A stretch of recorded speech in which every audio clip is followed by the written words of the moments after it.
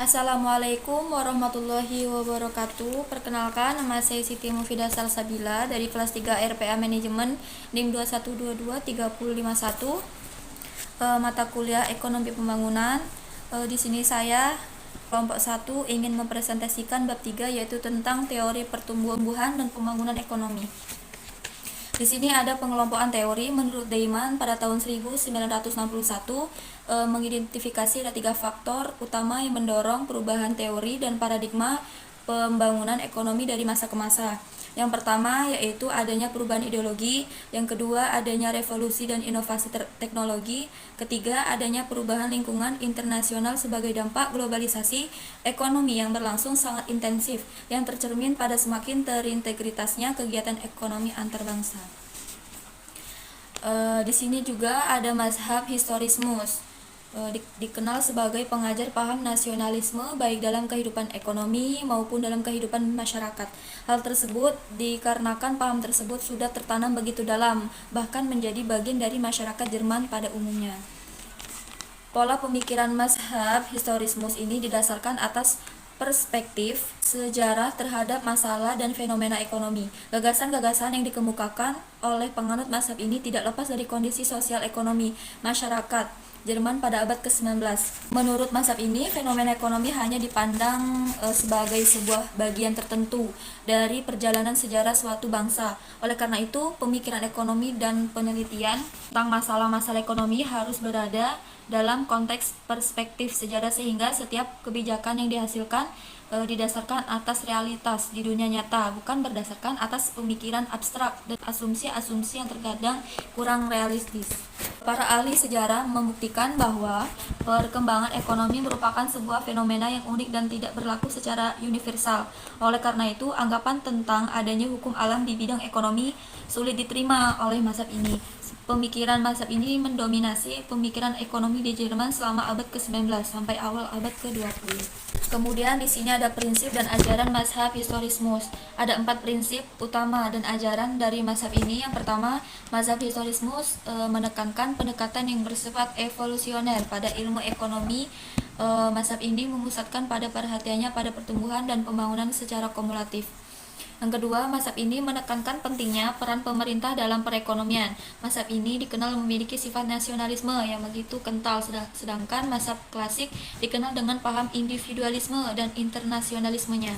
Dan ketiga, yaitu mazhab historismus menggunakan pendekatan induktif dalam analisisnya. Para ekonomi mazhab ini menekankan pentingnya pembelajaran ekonomi dalam perspektif sejarah, karena fenomena ekonomi dipandang sebagai bagian dari perjalanan sejarah umat manusia.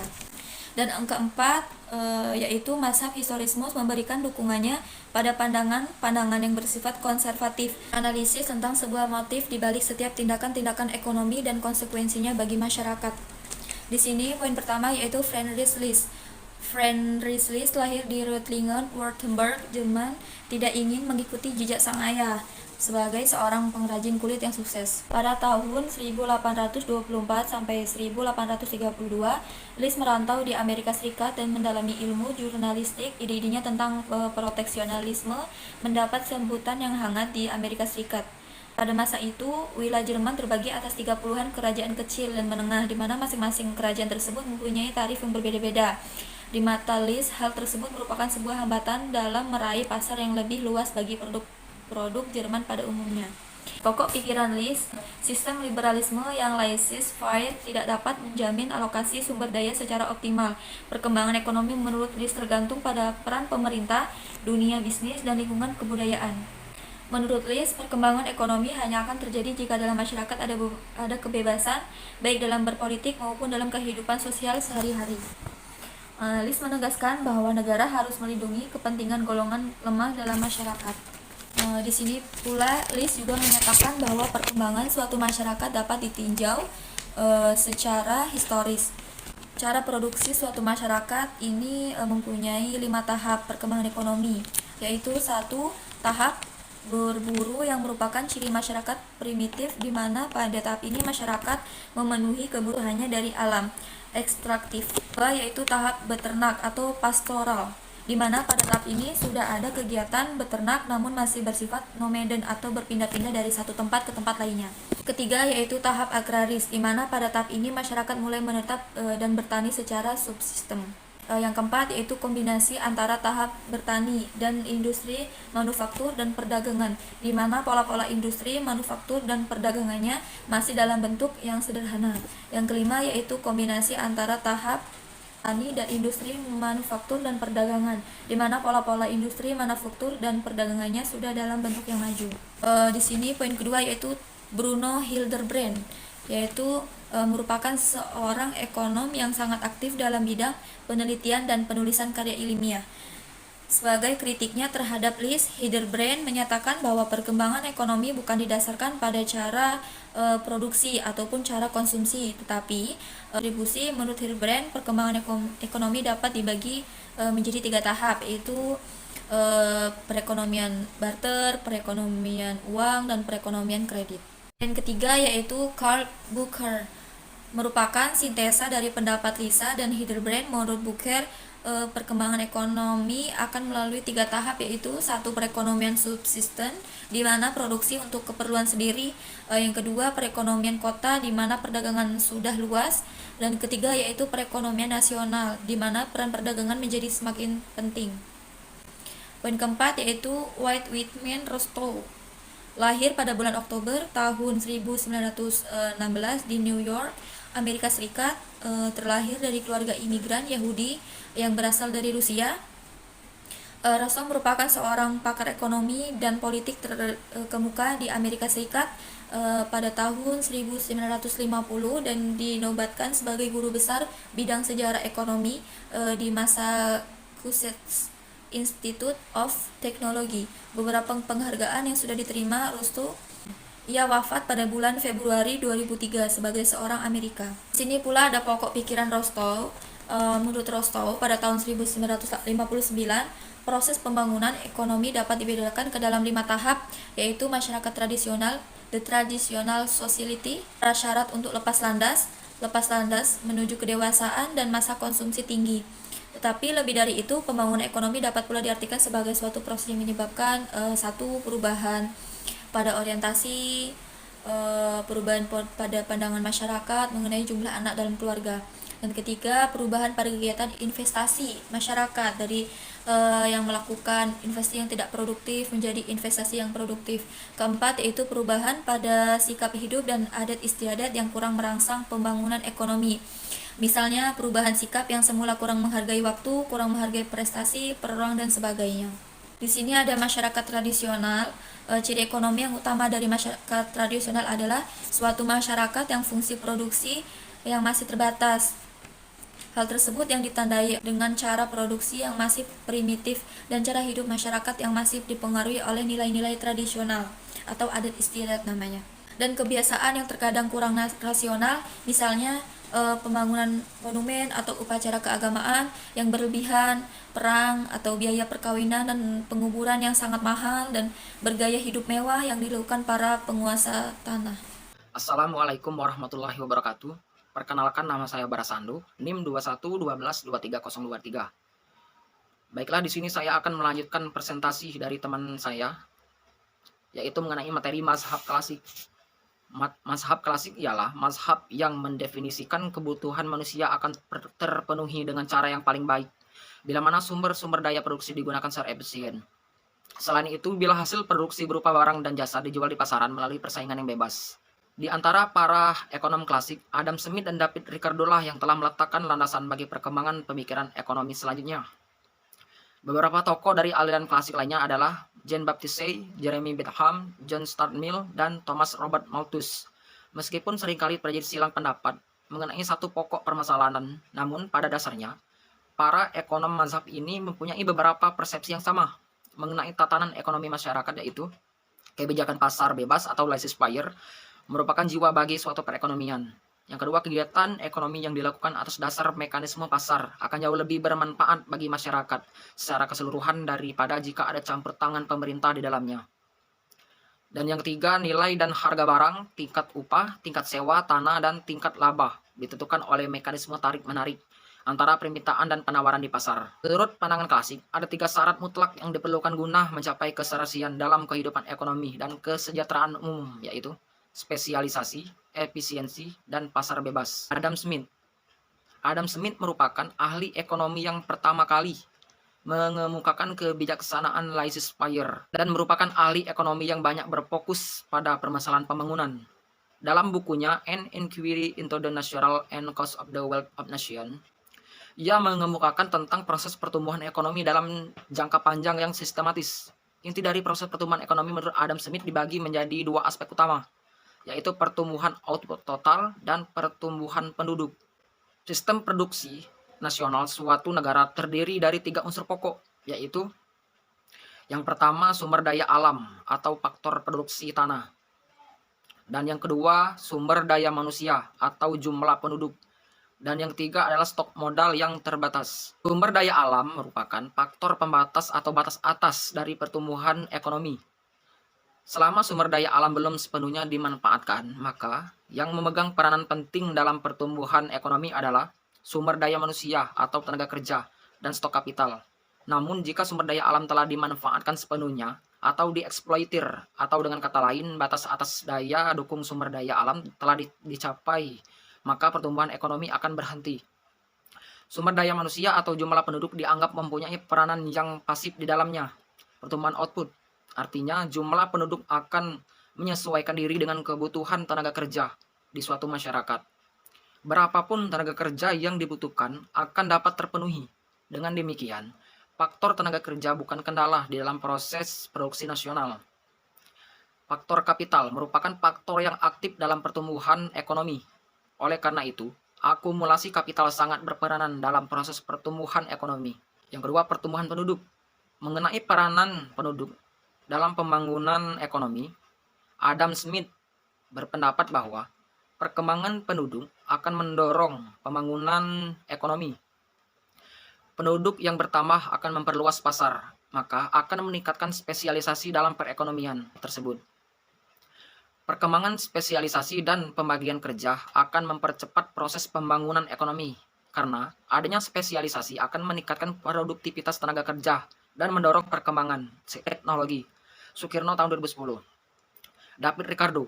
Pandangan Ricardo mengenai proses pertumbuhan ekonomi berfokus pada laju pertumbuhan penduduk dan pertumbuhan output.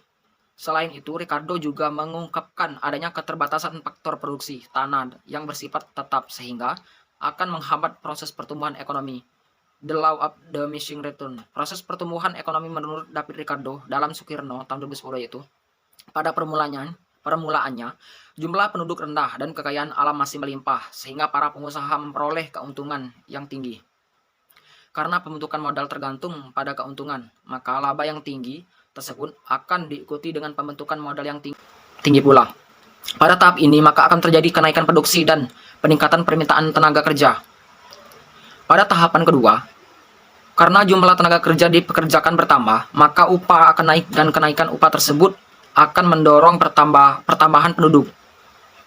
Karena luas tanah tetap, maka makin lama tanah yang digunakan mutunya akan semakin rendah. Akibatnya, setiap tambahan hasil yang diciptakan oleh masing-masing pekerja akan semakin berkurang. Dengan semakin terbatasnya jumlah tanah yang dibutuhkan, maka harga sewa lahan akan semakin tinggi. Hal ini akan mengurangi keuntungan pengusaha yang menyebabkan pengusaha tersebut mengurangi pembentukan modal dan menurunkan permintaan tenaga kerja yang berakibat pada turunnya tingkat upah.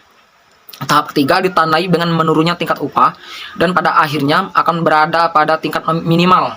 Pada tingkat ini, perekonomian akan mencapai stationary state. Pembentukan modal baru tidak akan terjadi lagi karena sewa tanah yang sangat tinggi menyebabkan pengusaha tidak memperoleh keuntungan. Baiklah, sampai di sini penjelasan saya mengenai materi masa klasik. Saya akhiri. Wabillahil taufiq wal hidayah. Wassalamualaikum warahmatullahi wabarakatuh. Assalamualaikum warahmatullahi wabarakatuh. Perkenalkan, nama saya Rada Julia Sabitri, NIM 2112230009 dari kelompok 2. Saya akan menjelaskan sedikit tentang salah satu teori ekonomi pembangunan, yaitu teori Harrod-Domar. Sedikit tentang teori Harrod-Domar. Jadi teori ini tergabung dengan kelompok linear Bloch model. Itu teori yang dimana variabel independennya, dalam hal ini pertumbuhan ekonomi itu berhubungan secara linear dan proporsional dengan variabel dependennya, atau dalam hal ini investasi dan pertambahan modal. Dan juga kelompok linear ini kerap disebut dengan kelompok yang mengadopsi sistem dari Marshall-Blend. Marshall-Blend sendiri merupakan propaganda Amerika Serikat yang dimana ingin mengubah sistem ekonomi dari beberapa negara Eropa pasca ada Perang Dunia yang pada awalnya mengadopsi sistem sosial komunis menjadi sistem kapitalis. Dengan adanya bantuan berupa Marshall Aid, jadi secara historis teori Harrod-Domar-Ryan Marshall-Blend ini saling berhubungan secara erat. Kita akan membahas tentang yang pertama, asumsi-asumsi dari teori Harrod-Domar. Tentu saja semua teori mempunyai batasan-batasan dan asumsi-asumsinya. Dua, kita akan membahas tentang growth menurut teori Harrod-Domar secara matematis. Yang ketiga, kita akan membahas tentang kelemahan teori Harrod-Domar. Seperti yang kita ketahui bahwa semua teori mempunyai sisi lemah. Dan dari sisi kelemahan tersebut lahirlah teori baru yang lebih mutakhir. Apa asumsi dari teori Harrod-Domar? Yang pertama, perekonomian dalam keadaan pengerjaan dan barang-barang modal yang terdiri dalam masyarakat digunakan secara penuh, atau sering juga disebut sebagai kondisi di mana tidak ada variabel lain selain variabel pertambahan modal yang dapat mempengaruhi pertumbuhan ekonomi. Secara ideal, ini merupakan kondisi yang ideal, namun peran dari variabel selain pertumbuhan ekonomi tidak dapat dijelaskan ada teori ini. Jadi, pada titik ini, teori linear Scott model dapat menunjukkan relevansi teorinya. Ekonomi yang terdiri dari dua sektor, yaitu rumah tangga dan perusahaan, berarti pemerintah dan perdagangan luar negeri tidak ada. Atau teori ini hanya menjelaskan tentang bagaimana implementasi dari teorinya bekerja pada negara autarki. Mengapa demikian? Karena seperti yang kita tahu, bahwa ada banyak sekali bentuk investment dari ada kegiatan perdagangan luar negeri. Sementara dari teori ini hanya menganalisa bagaimana peran investment pada pertumbuhan ekonomi saja. Jadi teori ini tidak mengcover tentang bagaimana dinamika yang bisa tumbuh dari adanya perdagangan luar negeri. 3. Yaitu besarnya tabungan masyarakat adalah proporsional dengan besarnya pendapat nasional, berarti fungsi tabungan dimulai dari titik nol. Artinya, setiap bertambahnya tabungan masyarakat sebesar A% diikuti dengan pertambahan nasional sebesar A% juga.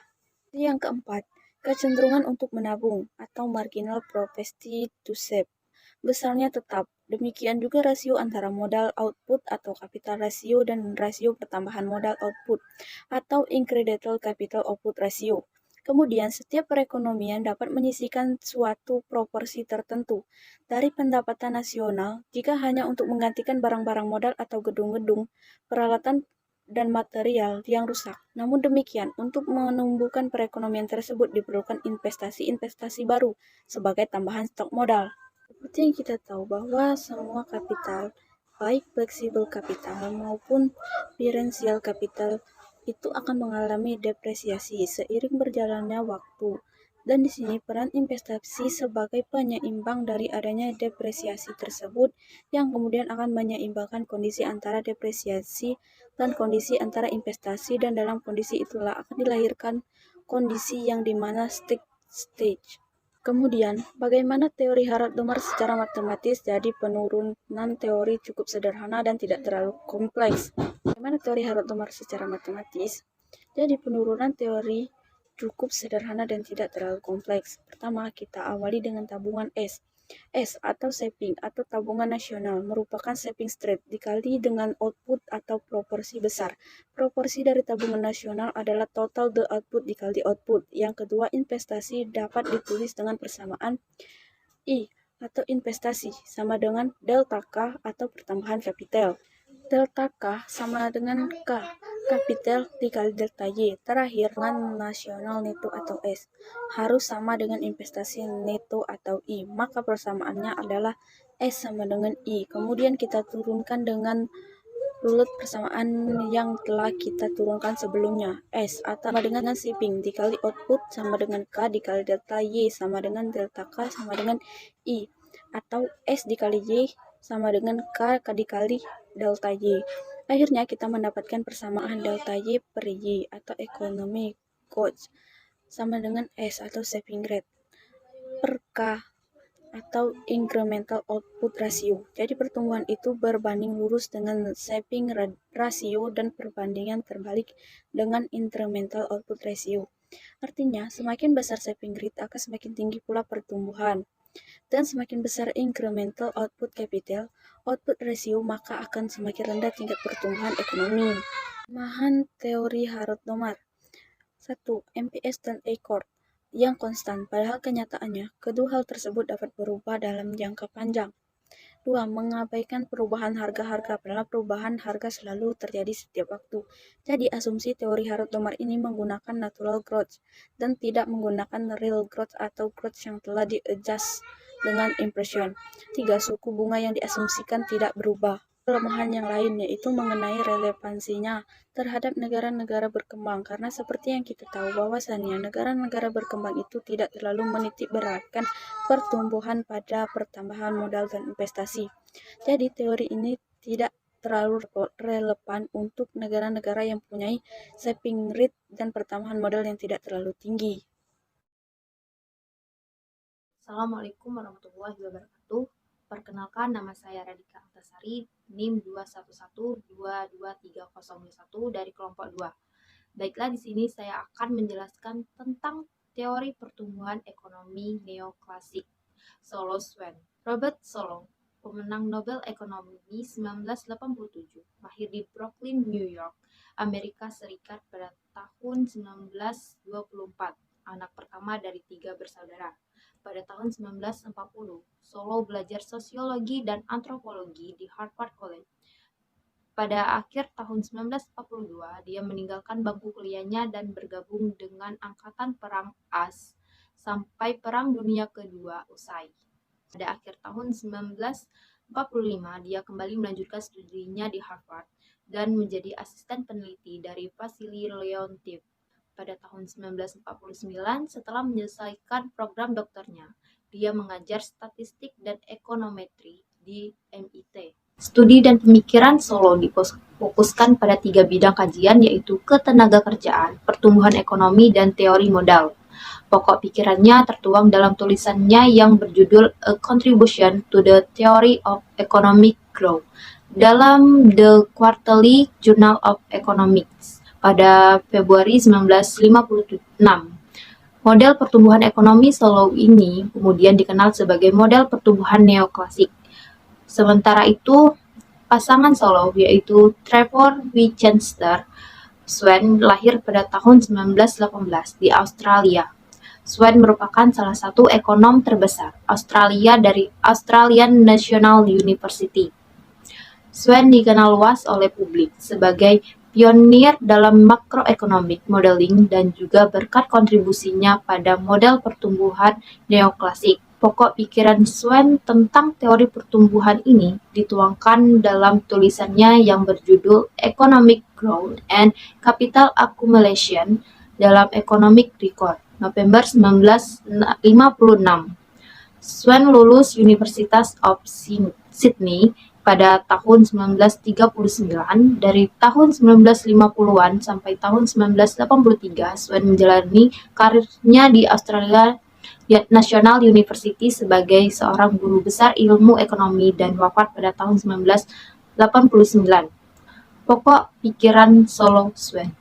Teori pertumbuhan ekonomi neoklasik ini berkembang sejak tahun 1950-an. Teori ini mengacu pada kerangka analisis pertumbuhan ekonomi menurut pandangan ekonomi klasik. Menurut teori Solow Swan ini, pertumbuhan ekonomi tergantung pada ketersediaan faktor-faktor produksi dan kemajuan teknologi. Berdasarkan penelitiannya, Solow menyatakan bahwa peran dari kemajuan teknologi di dalam pertumbuhan ekonomi sangat dominan. Pandangan teori ini didasarkan pada anggapan yang mendasari analisis ekonomi klasik, yaitu bahwa perekonomian berada pada tingkat pengerjaan penuh dan tingkat pemanfaatan penuh dari faktor-faktor produksinya. Selanjutnya, menurut teori ini, rasio modal output dapat berubah-ubah. Dengan kata lain, untuk menghasilkan sejumlah output tertentu dapat digunakan kombinasi modal dan tenaga kerja yang berbeda-beda. Jika lebih banyak modal yang digunakan, maka tenaga kerja yang dibutuhkan lebih sedikit, dan begitu pun sebaliknya. Suatu output tertentu dapat diciptakan dengan menggunakan berbagai kombinasi modal dan tenaga kerja. Dengan demikian, meskipun jumlah modal berubah, namun terdapat kemungkinan bahwa tingkat output tidak mengalami perubahan. Teori pertumbuhan neoklasik juga dapat disajikan ke dalam bentuk fungsi produksi Cobb-Douglas, di mana output merupakan fungsi dari tenaga kerja dan modal, sedangkan tingkat kemajuan teknologi merupakan variabel eksogen. Asumsi yang digunakan dalam model Solow-Schwann adalah skala pengembalian yang konstan. Assalamualaikum warahmatullahi wabarakatuh. Perkenalkan, nama saya Sundari, NIM saya 211223032. Baiklah teman-teman, di video ini saya akan menjelaskan tentang teori pertumbuhan endogen. Ada yang pernah baca kan? Roy Romer adalah seorang pakar ekonomi dan guru besar dari Stanford University. Ada beberapa penghargaan yang dia peroleh, salah satunya penghargaan Horst Claus Rechtenwald. Selanjutnya, saya akan menjelaskan pokok teori pikiran pertumbuhan endogen. Teori pertumbuhan endogen memiliki perspektif yang lebih luas daripada teori-teori pertumbuhan sebelumnya. Model pertumbuhan endogen ini menyajikan sebuah kerangka teoritis yang lebih luas dalam menganalisis proses pertumbuhan ekonomi. Dan juga ini muncul sebagai sebuah kritik terhadap asumsi diminishing marginal returns to capital investment dari teori pertumbuhan neoklasik di pendapatan di berbagai negara. Secara struktural, teori pertumbuhan endogen ini mempunyai kemiripan dengan teori neoklasik, tetapi berbeda asumsi dan kesimpulan yang diambil. Faktor teknologi memegang peranan penting, namun hal itu bukan berarti bahwa faktor tersebut mampu menjelaskan tentang fenomena dalam pertumbuhan jangka panjang. Tidak. Menurut Romer, pada tahun 1994, teori ini mempunyai 3 elemen, yaitu 1. Adanya perubahan teknologi yang bersifat endogen melalui sebuah proses akumulasi ilmu pengetahuan.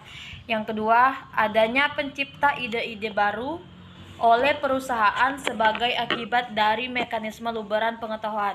Dan yang terakhir yaitu adanya produksi barang-barang konsumsi yang dihasilkan oleh faktor produksi ilmu pengetahuan akan tumbuh tanpa batu. Dalam teori ini juga ada kritik pertumbuhan terhadap endogen.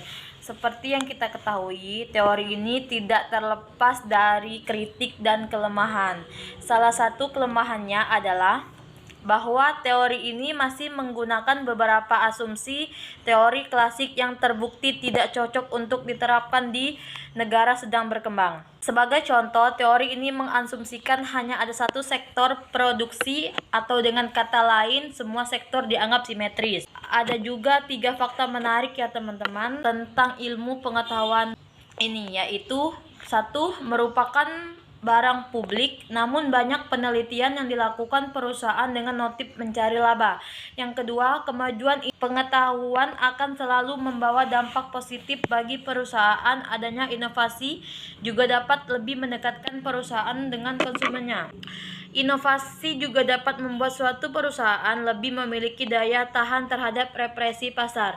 Dan yang ketiga yaitu ketika suatu perusahaan mengadakan penelitian dan kemudian menghasilkan ilmu pengetahuan baru. Cukup sekian penjelasan dari saya terhadap teori pertumbuhan endogen. Selanjutnya akan dijelaskan oleh teman saya. Sekian, terima kasih. Wassalamualaikum warahmatullahi wabarakatuh. Assalamualaikum warahmatullahi wabarakatuh. Perkenalkan, nama saya Riki Subagia dengan NIM 211223010. Di sini saya akan mencoba menjelaskan kelanjutan materi yang telah disampaikan dari beberapa teman saya sebelumnya. Yang tersisa yaitu 2 materi, yakni materi Schumpeter dan teori ketergantungan. Teori Schumpeter, teori ini dikemukakan oleh Joseph Alois Schumpeter. Ia adalah seorang ekonom Amerika Austria dan juga seorang ilmuwan politis. Teori ini dikemukakan pada tahun 1934 dalam bukunya yang berjudul The Theory of Economics. Kemudian teori Schumpeter yang menggambarkan proses pembangunan dan faktor utama itu ditulis dalam bukunya yang berjudul Business Cycle pada tahun 1939. Dalam teori ini, Schumpeter berpendapat bahwa sistem ekonomi kapitalis merupakan landasan pembangunan dan sistem ekonomi yang paling baik. Sistem ekonomi yang paling baik untuk menciptakan pembangunan ekonomi yang pesat. Namun, Schumpeter juga berpendapat bahwa sistem ini juga akan mengalami stagnasi seperti yang disampaikan pada teori klasik sebelumnya. Menurut Schumpeter, kunci utama pembangunan ekonomi adalah para inovator dan pengusaha atau entrepreneur. Kemajuan ekonomi suatu masyarakat hanya bisa terwujud dengan adanya inovasi oleh para entrepreneur. Entrepreneur selain mampu meningkatkan keuntungan dan menaikkan standar hidup masyarakat, juga mampu memenangkan persaingan untuk memperoleh kedudukan monopoli. Schumpeter juga membedakan pengertian antara pertumbuhan ekonomi dan pembangunan ekonomi. Pertumbuhan ekonomi adalah peningkatan output masyarakat yang disebabkan oleh semakin banyaknya faktor produksi yang digunakan dalam proses produksi masyarakat tanpa adanya perubahan teknologi produksi itu sendiri. Sedangkan pembangunan ekonomi adalah kenaikan output yang disebabkan oleh inovasi yang dilakukan oleh para pengusaha. Inovasi merupakan perbaikan teknologi dalam arti luas, misalnya penemuan produk baru, pembukaan pasar baru yang bersumber dari kreativitas para pengusaha untuk perbaikan kuantitatif dari sistem ekonomi itu sendiri.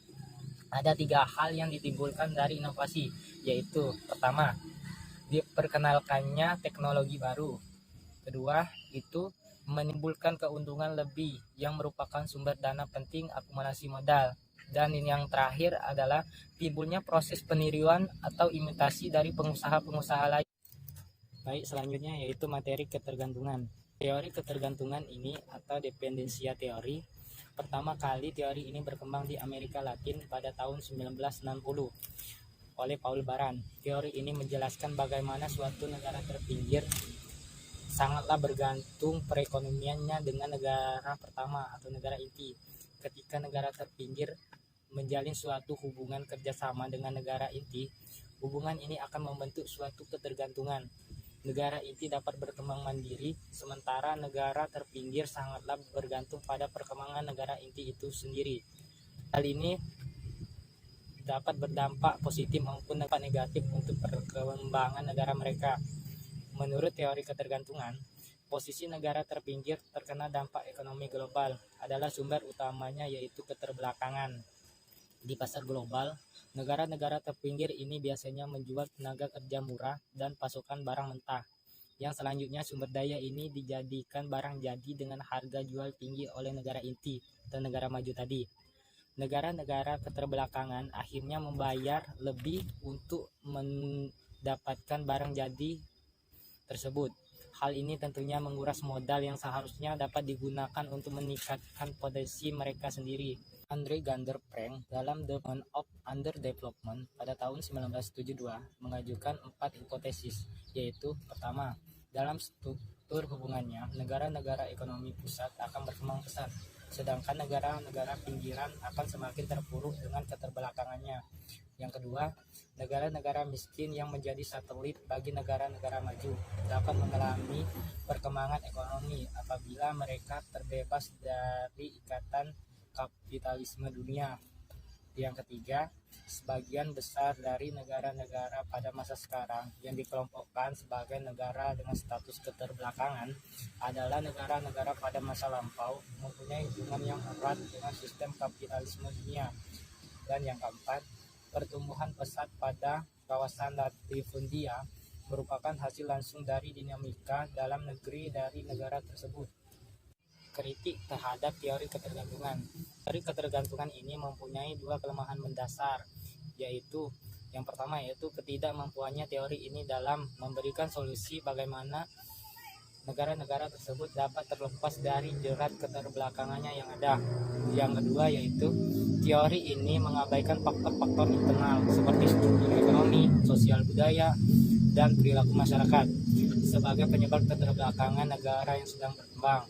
Teori ini memandang bahwa satu-satunya faktor yang harus bertanggung jawab atas fenomena keterbelakangan negara sedang berkembang adalah kolonialisme dan terintegrasinya perekonomian suatu negara ke dalam sistem kapitalisme dunia, faktor eksternalnya. Sekian pembahasan dari kelompok kami. Apabila terdapat kesalahan kami mohon maaf, kepada Allah kami mohon ampun. Saya akhiri, wabillahi taufiq wal hidayah. Wassalamualaikum warahmatullahi wabarakatuh.